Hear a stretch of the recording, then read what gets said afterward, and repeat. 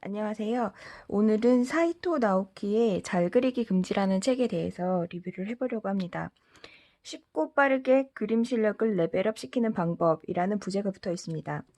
근데 제목이 잘 그리기 금지예요. 어떤 책일지 한번 볼까요? 제가 절대로 그냥 누가 추천하지 않았으면 절대로 사지 않았을 그런 비주얼의 표지이긴 합니다. 제가 전혀 보지 않는 분야의 그런 일러스트가 있어요. 표지 이렇게 돼 있고, 근데 이 책이 워낙에 추천이 좋아서 그 추천 보고 제가 한번 사봤는데요. 이 저자는 82년생 일러스트레이터고, 그리고 게임 회사 거쳐서 프리랜서가 되었는데 만화 바키라는 만화를 채색하고, 뭐 게임의 드라굴리아 로스트라는 게임의 메인 일러스트레이터, 그리고 포켓몬스터 카드 공인 일러스트레이터로도 활동했다고 합니다. 그리고 유튜버로도 지금 활발하게 활동을 하고 있다고 합니다. 이 Q&A 식으로 이제 돼 있습니다. 그 일러스트레이터가 되고 싶은 사람들의 그 고민에 대한 그 질문에 대한 그 대답에 대해서 이야기하는 식으로 책이 진행이 되고 있어요. 뭐 예를 들면 초보자는 무엇부터 연습해야 할까요? 초보자는 어떻게 그림을 될까요? 뭐 이런 거부터 사람들이 봐주지 않아요. 그러니까 전략 같은 것도 나와 있어요. 어떻게 그 인기를 끌지 전략 같은 것들이 나와 있어요. 그리고 음, 일러스트레이터가 된 다음에 뭐 영업은 어떻게 해야 하는지, 어떻게 돈을 벌어야 되는지, 그리고 뭐 그림 실력이 늘지 않아요? 아니면 뭐 의욕이 생기지 않아요? 슬럼프까지. 그런 이야기들이 나와 있고, 여기 지금 책 설명이 꼭 문제집처럼 이렇게 나와 있는데요. 각 항목에서 이제 소개할 고민이 있고, 그 다음에 해답이 있고, 그리고 그거를 포인트를 일러스트와 함께 그림으로 설명했어요. 이 같은 이야기긴 한데, 같은 이야기를 글로 보는 것과 글에도 되게 강조점이 많이 돼 있거든요. 하이라이트가 되게 많이 돼 있긴 한데, 그 빨간 글씨로 포인트를 잡아주긴 하는데 그림으로 보는 것과 또 다른 느낌의 다른 느낌으로 좀 받아들여 습득할 수가 있어요.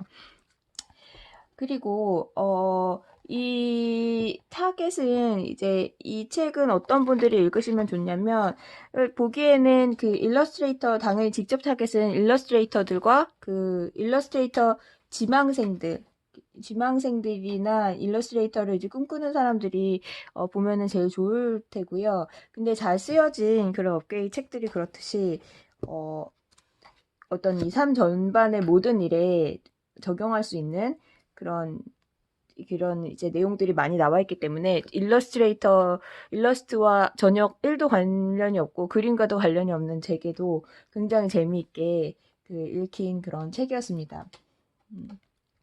그러면 이 책에서 이제 어떤 내용들 나오는지 한번 봐보도록 하겠습니다. 일단 다 좋아요. 어느 빼거나 그 거슬리는 부분 없이 다 좋았는데 그 중에서 좋았던 부분만 이제 몇 가지 이제 얘기를 해보자면 이 저자가 긍정적인 말을 굉장히 중요하게 생각을 합니다. 그래서 그 긍정적 말의 중요성에 대해서 한 두 파트, 세 파트 정도에 나오는데 저도 되게 말의 힘을 중요하게 생각하기 때문에 부정적인 말은 일부러라도 잘 안 하는 편이고 별로 듣고 싶어 하지도 않고 근데 여기서는 그 창작자들에게는 더욱더 필요한 그런 것 같아요. 여기 지금 연습해도 그림 실력이 늘지 않아요라는 질문에 실력이 빠르게 느는 사람의 세 가지 특징을 따라해 보라고 이제 돼 있는데요. 그 첫 번째로 든 것이 빠르게 성장하는 사람은 칭찬을 잘한다라고 되어 있습니다. 뭔가 좀 배우면 뭔가 좀 더 뭔가 좀 더 잘 보이게 되면 더 비판을 하게 되고 막 이 흠잡을 것만 찾게 되고 이제 그러는 경우들이 많이 보게 되는데 여기서 빠르게 성장한 사람은 칭찬을 잘한다라고 되어 있고 이 바꾸어 말하면 상대의 장점을 잘 찾는 사람이라는 말인데 사람은 자신의 말에 가장 큰 영향을 받기 때문에 다른 사람한테 완전 별로다라고 말했어도 그 말을 가장 가까이서 듣는 것은 자기 자신이고 그 말의 화살은 자신에게도 향하고 상대의 단점뿐만 아니라 나의 단점도 한층 더 신경 쓰게 된다고 되어 있습니다. 누군가를 칭찬할수록 상대를 자주 칭찬하는 사람은 누군가를 칭찬할수록 다른 사람의 좋은 점이 잘 보여서 누구의 장점이나 잘 배울 수 있게 된다고도 합니다. 그러니까 좀 열린 사람이라고 할 수 있겠지요. 그러니까 부정적으로 비난이 아니라 비판이라도 그러니까 조롱이나 비난보다는 비판을 해야 한다고 얘기를 하는데 어떤 창작품에 대하는 그런 마음가짐에서 칭찬하는 것이 나의 자신의 발전에도 더 좋다는 그런 이야기인 것 같습니다. 제가 이거를 예전에는 참 못했는데요. 좋고 싫고 이런 것이 분명해서 좋은 건 좋다고 얘기를 많이 하고 그러니까 싫은 건 싫다고 많이 이야기해도 돼라고 생각을 하고 싫은 거에 대해서도 굉장히 열심히 이야기를 했는데 지금은 그렇지 않습니다. 지금은 그렇지 않는 편이라고 생각을 하고요. 일단 이 긍정적인 말의 화살은 나에게도 향하기 때문에 자신을 긍정하는 마음이 커지고 스스로 믿을 수 있게 된다고 나와 있습니다. 여기서 이제 칭찬을 잘한다라는 얘기가 나와 있고요. 뒤에 또 나와 있는 거를 좀 같이 하나 말씀을 드리자면 의욕은 있지만 집중할 수 없다는 그런 이제 질문에 대한 답변이에요. 원인은 불안감 이렇게 돼 있죠. 모두에게 관련이 있는 그런 이야기라서 그런 의미에서 이 책을 제가 아까 추천드린다고 말씀을 드렸는데요. 왜 집중할 수 없냐? 불안하기 때문에 그렇다고 얘기를 하는데 이런 불안함을 증폭시키고 집중력을 빼앗는 행동 탑3를 첫 번째 1위가 피곤하다고 말하는 것입니다. 2위가 장래에 대하여 고민하는 것, 그리고 3위가 모든 댓글에 답한다입니다. 이 중에서 그 긍정적인 말의 중요성, 피곤하다고 말한다. 이게 1위예요. 1위인데 피곤해라는 이 한마디가 여러분을 불안하게 합니다. 뇌는 가장 가까운 사람의 말에 영향을 받기 쉬운데 그 가장 가까운 사람이 자신이죠. 자기 자신이고 하루를 맞이하면서 마무리하면서 피곤해라고 말하면 스스로 부정적인 의미를 부여하게 되는 거라고 이제 이야기하고 있어요. 이런 뇌의 습성을 거꾸로 이용하여 열심히 했다라고 말하면 어떨까요? 사람은 신기하게도 피곤하다는 부정적인 생각을 할 때에는 사고가 정지되는 경향이 있는데 열심히 했다고 긍정적인 생각을 하는 순간 갑자기 사고가 돌아가기 시작합니다. 이런 좋은 일이 있었어. 이건 다음으로 이어질 수 있을 것 같아. 라고 긍정적으로 생각하게 됩니다. 라고 이야기하고 이런 행동이 집중력과도 직결된다고 이야기하고 있습니다. 그래서 자기 전에 하루의 마지막에는 최소한 지쳤어, 힘들어 죽겠다 이런 게 아니라 열심히 했다로 마무리 지어 볼까요?라고 돼 있는데 이거 되게 좋은 이야기인 것 같아요. 어쨌든 힘들었다는 거는 그만큼 그 하루 동안 열심히 뭔가를 했다는 거잖아요. 열심히 뭔가를 했다는 이야기랑 같은 이야기 때문에 아 정말 피곤하다 하면은 생각이 거기서 멈추게 된다는 이야기도 어떤 이야기인지 알 것 같고요. 그렇기 때문에 열심히 했다라고 나 자신을 칭찬해 주기도 하고 열심히 했고 내일은 그 다음에 대해서 더 생각할 수 있게 되기도 하고 뭐 열심히 했는데 이런 거는 좀 앞으로는 이렇게 해야 되겠다라고 실패해서 어떤 걸 얻을 수 있기도 하고 그렇습니다. 이런 긍정적인 이야기에 대한 그런 이제 힘이 이야기가 나오고요. 몇 가지가 나오고요.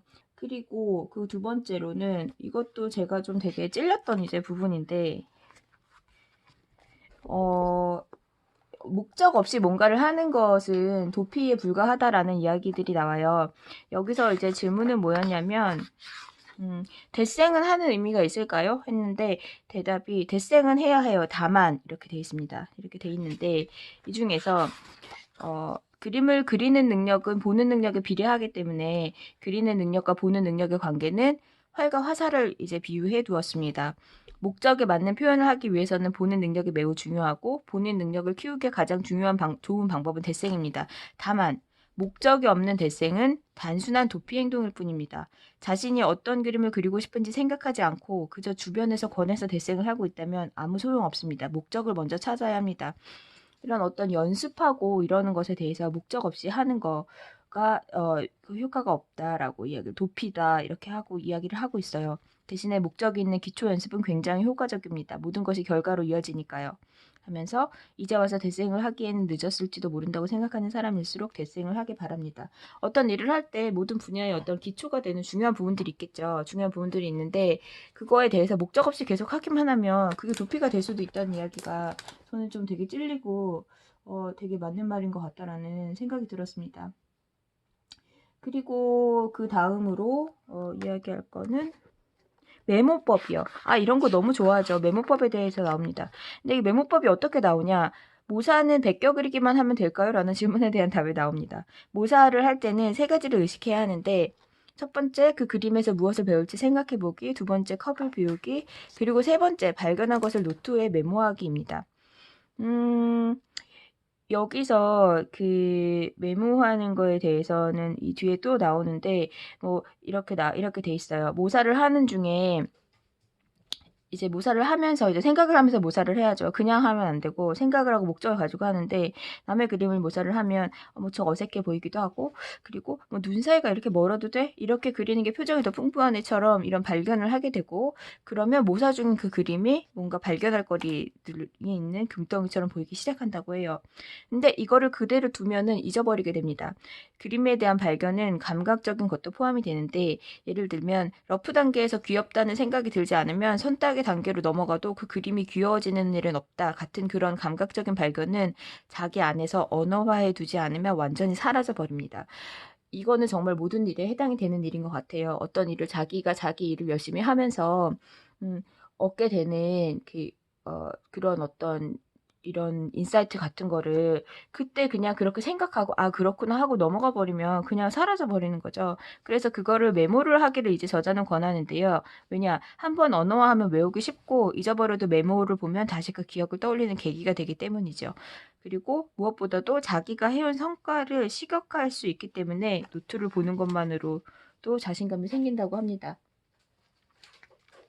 그렇게 해서 여기 있고 이 메모법에 대해서는 뒤에 또 나와 있어요. 뒤에 또 나와 있는데 메모법에 대해서 나와 있는 거. 메모법에 대해 중요한 이야기가 여기 어떤 질문에 나오냐면 일러스트로 돈을 벌려면 어떻게 해야 해요? 라는 질문에 나옵니다. 이 부분에 메모법도 다시 나오고 그리고 여기 이 파트 자체도 이 질문에 대한 답변 자체도 재미있는데요. 돈을 쓰세요. 라고 돼 있어요. 책과 게임에 돈을 쓰세요. 근데 여기에 대해서는 자세히 더 나와 있는데 도구에 돈을 쓴다, 건강에 돈을 쓴다 이렇게 세 가지가 나와 있는데 여기서는 메모법 얘기만 제가 하고 넘어갈게요. 메모법에 여기 마이다 유지가 쓴 메모의 마법이라는 그런 책에서 참고를 해서 이제 나오는데요. 정리, 사건, 추상화, 응용 이렇게 돼 있어요. 책을 이제 노트를 하나 펴가지고 여기다 이제 선을 긋고 사용을 합니다. 공책 양쪽에. 정리. 한마디로 정리를 합니다. 사건, 오늘 있었던 일, 그때 어떻게 생각했는가. 한마디로 정리한 거는 무기질은 귀엽다. 사건, 오늘 있었던 일, 어떻게 생각했는가. 애니메이션 케무리쿠사에서 나오는 시로가 귀엽다. 시로의 디자인은 매우 무기질적이다. 디스플레이가 달린 청소기 로봇 같다. 말하거나 하지 않고 어쩌다 한 번씩 울음소리를 낼 뿐이다. 그런데 그것이 너무 귀엽게 느껴졌다. 이렇게 사건을 적었죠. 그리고 그 옆에 이걸 써야 된다고 합니다. 추상화. 왜 그렇게 생각했는지 자기 나름의 해석. 애교 있는 바꿔 말하면 아양 떠는 디자인이다. 귀엽다고 이야기하면 반발하며 싫어하는 사람도 있다. 생각나는 걸 다 적은 거죠. 그래도 시로처럼 무기질적인 디자인은 상상력을 북돋는다.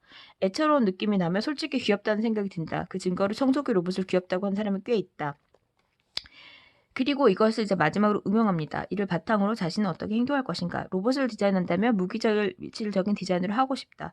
이렇게 인풋으로 바꾸는 메모의 기술에 대해서 이야기가 나옵니다. 그리고 그 다음으로는 SNS 전략에 대해서도 나옵니다. 이 전략 얘기 나오는 거 되게 중요하다고 생각하고 이 사람이 트위터로 자기가 처음에 프리랜서 할 때 일을 많이 땄다고 하고 일본 일러스트레이션 걔는 이 트위터에서 많이 그런 게 되게 중요한가 봐요. 우리나라는 제가 어떤지 잘 모르겠습니다. 아무튼 그 SNS는 지금 어떤 일을 하던 간에 요새 좀 중요하게 여겨지니까 좋은 이야기인 것 같아서 소개를 해봅니다. 첫 번째, 모두가 이미 흥미를 보이는 화제에 편승한다. 제가 이거를 느낀 것. 알라딘 TV를 하는데, 제가 이거 하면서 또 책 보면서 많이 생각을 한 게 제 일과도 관련된 것도 생각을 많이 했지만 요새 제가 알라디너 TV를 되게 재밌게 하고 있기 때문에 그 알라디너 TV에 대한 그 생각도 많이 했는데요. 모두가 이미 흥미를 보이는 화제에 편승한다. 그 시멘틱 에러에 대한 그 영상이 조회수가 굉장히 높더라고요.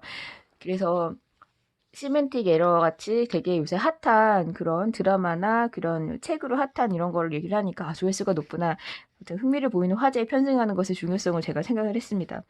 그리고 그 다음에 두 번째로는 무조건 많이 올린다. 여기서 무조건 많이 올린다는 게 막 양으로 승부하라 이런 얘기는 아닌 것 같고요. 정기적으로 정보를 계속 제공하라고 일주일에 한 번씩이던 하루에 한 장씩이던 뭔가 꾸준하게 올리는 그런 게 이제 필요하다는 거. 이거는 뭐 블로그에 대한 그런 어떤 책들이나 어떤 그런 것들에 항상 SNS 관련 책 책들에 강좌 항상 나오는 이야기죠. 꾸준히 이제 올리는 것. 그리고 뭐 다른 사람의 눈에 띄기 쉬운 시간에 올리는 것도 있습니다. 트위터 리트윗이 잘 되는 시간 같은 거 나와 있어요. 그리고 그 다음으로 이야기할 거는 여러 분야에서 100명 중에 1명이 되어라 라는 이야기가 나와요. 이 질문은 본업과 부업 중에서 어떤 걸 해야 할까요? 이렇게 나오는데 많은 창작하시는 분 또는 예술가 분들이 고민하는 것, 이제 부업을 이제 많이 하고 계시는 분들이 많은데 그것만으로는 이제 돈이 안 되고 생활이 안 되기 때문에 하는 경우가 많은데 여기서는 좀 다른 방향으로 이야기를 하고 있습니다. 돈 당연히 중요하죠. 무슨 일을 하던 간에 돈이 중요하고 이 사람도 이분도 이 작가도 일러스트레이터로 팔리는 일러스트레이터가 되기 위한 그런 거에 대한 이야기가 이 책 전체에 나오고 있지만요. 여기서 이제 돈에 대해서 일 2가지 이상 하라는 거에 대해서는 조금 다른 의미로 이제 이야기를 하고 있어서 적어둡니다. 100만 명 중에 1명이 인재가 되면 반드시 세상은 그 사람을 필요로 한다고 얘기를 해요. 하지만 100만 명 중에 1명이 되는 건 당연히 어렵겠죠. 근데 그러면 포기를 해야 할까요? 하는데 그렇지 않다고. 후지라 가즈이로 우리나라에 책이 아마 몇 권 나와 있는 걸로 알고 있는데 후지라 가즈 이 100만 명이 얘기가 나와 있는 책도 있대요. 제가 찾아봤는데 번역은 되지 않았고 그 외 다른 책들은 번역돼 있는 것들이 몇 권 있습니다. 아무튼 후지라 가즈이로가 평범한 사람도 일정 기간 이상 그 분야에 집중하면 그 일을 마스터할 수 있고 누구나 100명 중에 한 사람은 인재가 될 수 있다라고 말했다고 합니다. 그래서 근데 100명 중에 이제 1명이 이제 된다면 그것까지는 이제 열심히 하면 평범한 사람도 할 수 있다고 되잖아요.